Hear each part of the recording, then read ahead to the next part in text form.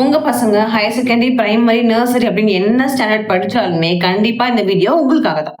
கடந்த 2ல இருந்து 4 நாட்களாவே ஸ்கூல் பசங்களுக்கு ஏற்படக்கூடிய பாதிப்புகள் பெருமளவிலே காணப்படுது. அதுல முதல் விஷயம் அப்படின்னு சொல்லும்போது, கன்னியாகுமரி டிஸ்ட்ரிக்ட் செல்லங்கொண்டம் கிராமத்துல இருக்கக்கூடிய ஒரு கவர்மெண்ட் ஸ்கூலோட ஹெச்எம்ஏ அந்த ஸ்கூலோட 5th ஸ்டாண்டர்ட் படிக்கிற பசங்கள கால் அமுத்திட சொல்லி கேட்டிருக்காங்க. இல்ல எனக்கு சுத்தமா புரியல.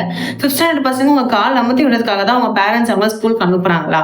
செகண்ட் பாத்தீங்கன்னா, விசாகப்பட்டினம்ல யூகேஜி படிக்கக்கூடிய ஒரு 6 வயசு பையனை ஹோம்ஒர்க் முடிக்கல அப்படின்றதுக்காக அந்த ஸ்கூல் டீச்சரே கணத்துல அறையும் போது ஸ்பாட்லயே அவன் ஹார்ட் அட்டாக் வந்து இறந்தும் போயிடுறான். தேர்ட் பாத்தீங்கன்னா, தர்மபுரி டிஸ்ட்ரிக்ட்ல இருக்கக்கூடிய ஒரு பிரைவேட் ஸ்கூல்ல +1 படிக்கிற பையன் டீச்சர் ஏதோ தப்பா எழுதிருக்காங்க அப்படின்னு சுட்டி காட்டும் போது அந்த டீச்சர் அவனை காதலையும் தலையிலையும் பலமா அடிச்சிருக்காங்க. அடிச்ச வேகத்துல அந்த பையனோட காது ஜவ்வே கிழிஞ்சிருச்சு. இதுல நம்ம தெரிஞ்சுக்க வேண்டியது right to education act section 17 படி ஸ்கூல் டீச்சர் ஸ்கூல்ல ஹெச்எம்கோ பசங்க மேல கை வைக்கிறதுக்கு நிச்சயமா ரைட்ஸ் கிடையாது. இன் கேஸ் நம்ம வீட்டுல இருக்கக்கூடிய பசங்களுக்கு இந்த மாதிரி ஏதோ ஒன்று ஆகுது அப்படின்றப்போ நம்ம பண்ண வேண்டிய முதல் விஷயம், ஸ்கூல் நிர்வாகத்துக்கிட்ட போயிட்டு ரிட்டர்ன் கம்ப்ளைண்ட் கண்டிப்பா ஒன்று எழுதி கொடுக்கணும். ஒருவேளை அவங்க யார் மேலேயும் ஆக்ஷன் எடுக்கல அப்படின்றப்போ ரெண்டாவது நம்ம பண்ண வேண்டிய விஷயம், டிஸ்ட்ரிக்ட் எஜுகேஷன் ஆஃபீஸர் கிட்ட போய் நம்ம டைரக்டா கம்ப்ளைண்ட் கொடுக்கலாம். சைல்ட் ஹெல்ப்லைன் நம்பர் 109 கால் பண்ணி நீங்க உங்க கம்ப்ளைண்ட்டை ரெஜிஸ்டரும் பண்ண முடியும்.